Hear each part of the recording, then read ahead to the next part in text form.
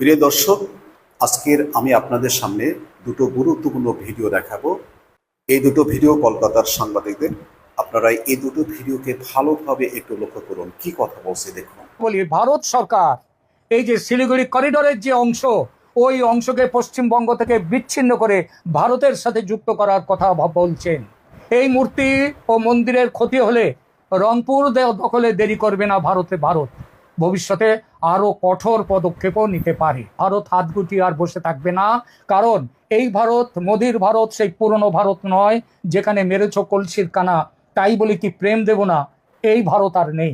সবচেয়ে বড় কথা, বাংলাদেশের রাম মূর্তির গায়ে হাত পড়লে তার প্রতিক্রিয়া ভারতের জনগণের মধ্যেও নিদারুণ হবে, এটা বললে একদম ভুল নেই। যদি যদি এইটুকু জায়গা আমাদের থাকতো, তাহলে একদম নাগাল্যান্ড থেকে একটা বন্দে ভারত এক্সপ্রেস সেটা সোজা একদম এই জায়গাটা সহ সোজা একদম দিল্লি চলে যেতে পারতো বা বিহার চলে যেতে পারতো। সমস্যাটা হয়ে গেছে এই রংপুরটা থাকাতে যে কোনো ধরনের যাতায়াত এই মেঘালয়, অসম হয়ে পশ্চিমবঙ্গ হয়ে ঘুরে আসতে হয়। এই মিজোরাম থেকে শুরু করে এই জায়গাটার পাশেও একটা গলার কাটা হয়ে আছে। এই জায়গাটা হচ্ছে চট্টগ্রাম।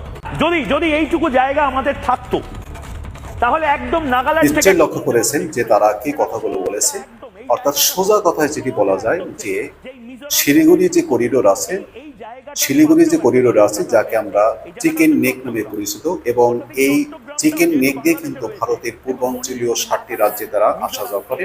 এই 7টি রাজ্যকে যদি আপনি একটু বিচ্ছিন্ন করে ফেলতে পারেন এবং এই সংক্ষিপ্ত যে করিডোরটি রয়েছে, এই সংক্ষিপ্ত পরিসরে যে করিডোর রয়েছে ভারতের, এটি ভারতের বড় ধরনের একটি আতঙ্কের বা উদ্বেগের বিষয়। কারণ হচ্ছে এই পথটি যদি ভারতের হাতছাড়া হয় তাহলে ভারত মহাবিপদে পড়বে।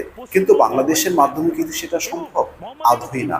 কেন তারা এই ধরনের আগ বাড়িয়ে কথা বলে এবং বাংলাদেশকে আক্রমণ করার পায়তারা করছে? আমাদের বুঝতে হবে, কোনো সাংবাদিকদের মুখ থেকে যখন কোনো কথা উঠে আসে সেটিকে গুরুত্ব দিতে হবে।